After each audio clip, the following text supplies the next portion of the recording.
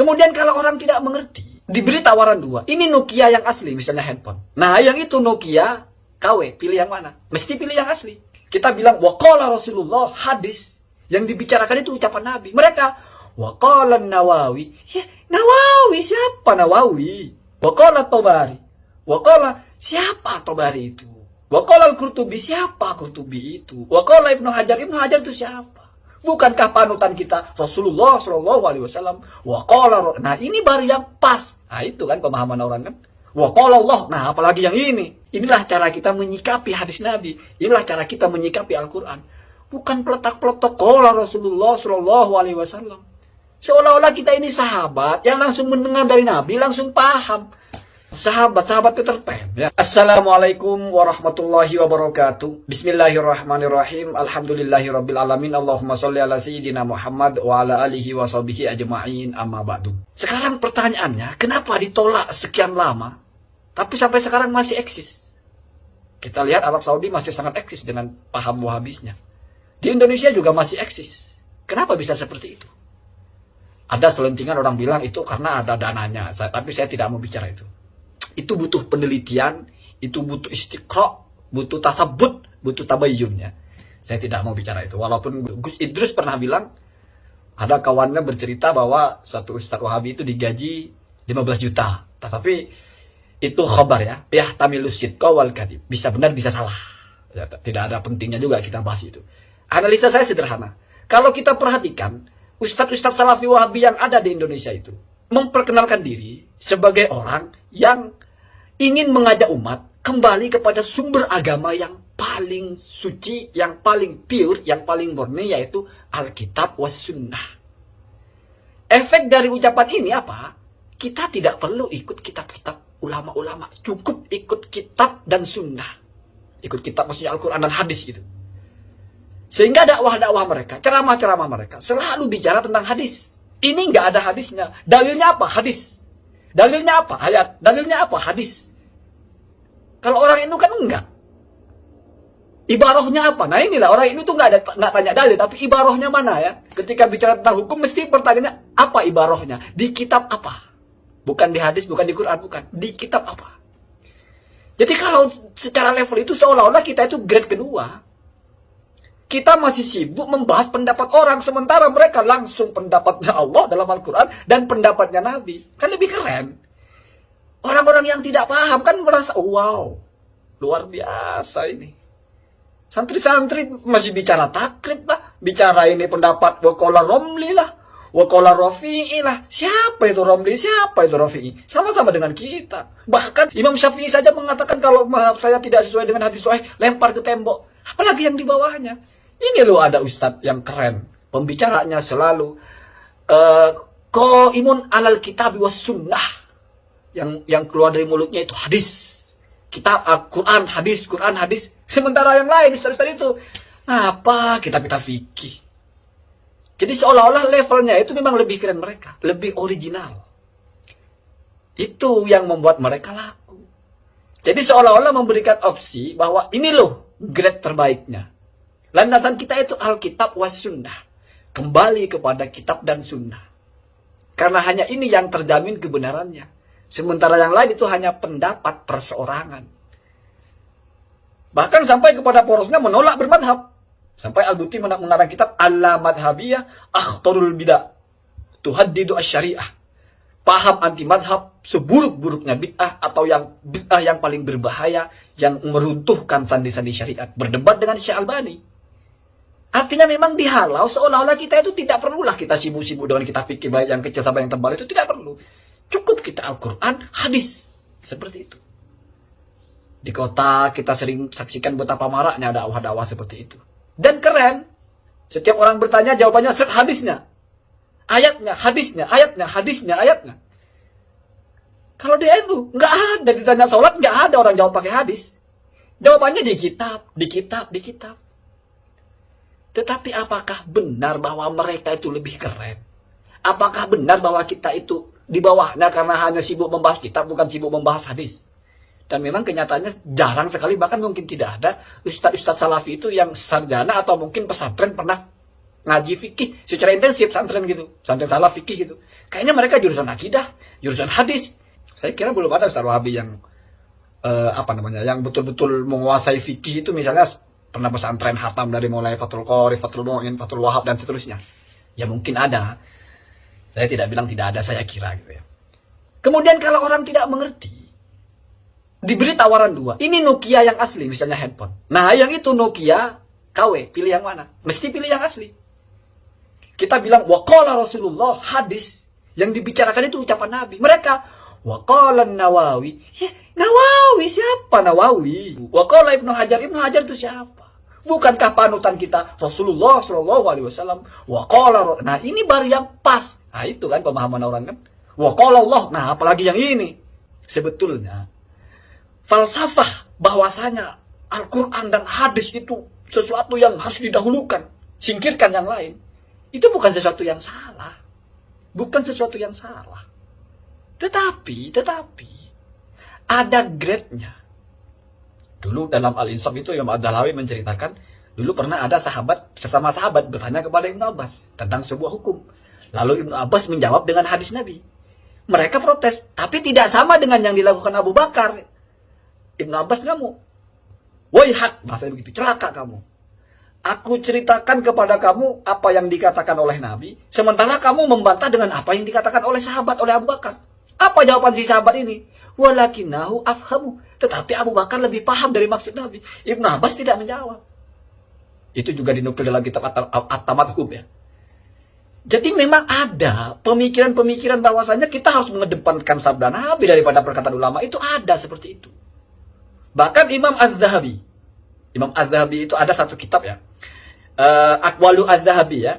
Jadi kitab ini semacam kompilasi dari perkataan-perkataan Imam Az-Zahabi yang diambil dari kitab Syiarul Alamin Nubala. Jadi diringkas ya. Dalam ilmu hadis, dalam masalah hadis. Jadi Imam Az-Zahabi itu melakukan semacam riset, bertanya kepada orang, menurut kamu lebih bagus mana? Mengikuti hadis atau mengikuti perkataan Imam Syafi'i, Imam Malik? Rata-rata mengatakan ya tetap qaulun Nabi afdalu min qauli Syafi'i. Perkataan Nabi tetap lebih utama daripada perkataan Imam Syafi'i. Apa jawabannya Az-Zahabi? Jayyid. Hadza qaulun jayyid. Ini perkataan yang benar. Tetapi kamu kalau mau menggunakan hadis harus sudah pernah digunakan hadis ini oleh imam-imam yang sudah meneliti di dalam ilmu fikih. Jadi jangan kamu memakai hadis yang belum pernah dipakai oleh ulama. Lalu kamu menyimpulkan sendiri, jangan. Misalnya wudhu itu apa? Niat. Niat termasuk fardunya wudhu. Apa adanya? Innamal a'malu binniyat. Kamu memakai ini karena sudah ada ulama yang mengatakan seperti itu. Artinya kamu tidak mengurai sendiri. Ada ulama yang sudah mengurainya menjadi satu hukum. Kamu boleh mengatakan dalil dari wajibnya niat itu adalah innamal a'malu binniyat. Tetapi sejatinya yang menetapkan itu dalilnya niat wajib itu adalah ulama itu. Mereka yang memilih ini maksudnya niat adalah wajib. Karena ini ijtihadi. Sesuatu yang hasil ijtihad. Jadi bukan kamu hanya ikut perkataan ulama itu bahwa ini dalilnya. Maka benar kata Kiai Firuddin Muhajir itu, dalil ijma, qiyas, sunnah, kitab itu dalil para mujtahid membuat hukum. Dalil kita apa? Ya ucapan mereka. Dalil ini kan petunjuk. Kamu tidak akan tahu apa kandungan dari hadis, apa kandungan dari ayat kalau tidak diurai oleh mereka. Dan yang menjadi petunjuk bagi kamu adalah hasil uraiannya, bukan hadisnya, bukan Qur'annya. Makanya kita sibuknya bicara hasil uraian, bukan sumber utama.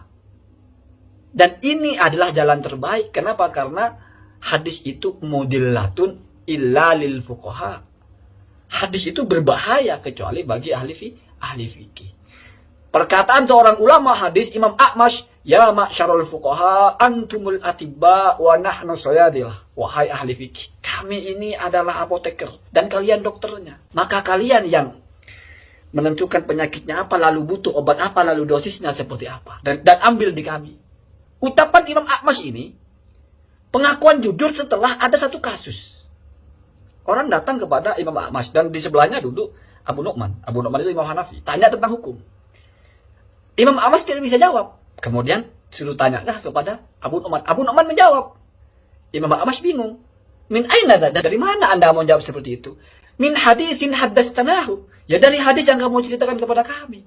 Bahkan kalau lebih rinci di dalam kitabnya Ibnu Hajar itu, kasusnya adalah orang yang datang itu bertanya bagaimana hukumnya perempuan yang ingin membantu memandikan suaminya yang meninggal. Nah, Imam Ahmad tidak bisa jawab. Tanya ke Abu Hanifah. Ya sudah, mandikan. Ditanya, dari mana dasarnya? Dari hadis bahwa Aisyah pernah membantu menyisir Nabi ketika masih hidup.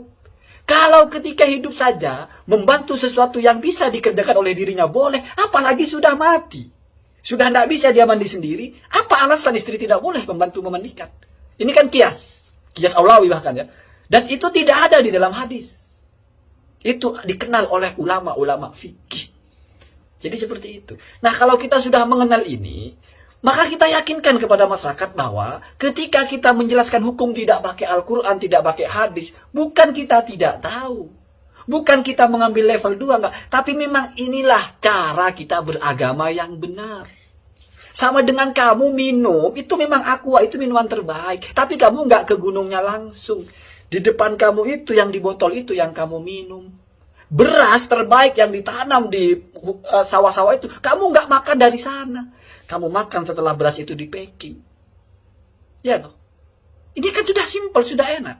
Bahkan kuncinya, idza ta'arada al-nassu aqwal al-fuqaha, apabila nas bertentangan dengan pendapat atau ucapan ulama-ulama fikih, fal ahdu bi aqwalil fuqaha, yang diambil itu pendapat ulama fikih, bukan karena ini lebih unggul, tapi mereka lebih paham apa maksud dari nas ini. Seperti itu kaidah baku itu. Jadi kamu baca hadis kok tidak sama dengan perkataan ulama, bukan berarti wah saya tinggalkan perkataan ulama, saya ambil hadisnya. Hadis itu satu hal. Nasun an-nassu amrun wa fahmuka anhu amrun akhar.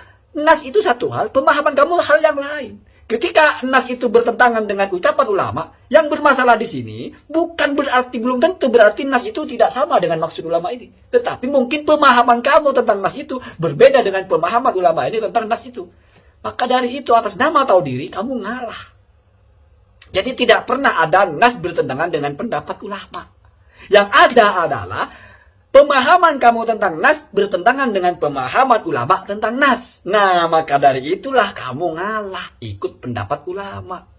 Jadi kalau kamu bilang ini kok ulama ini berbeda dengan ayat ini, bukan ulama itu berbeda dengan ayat itu.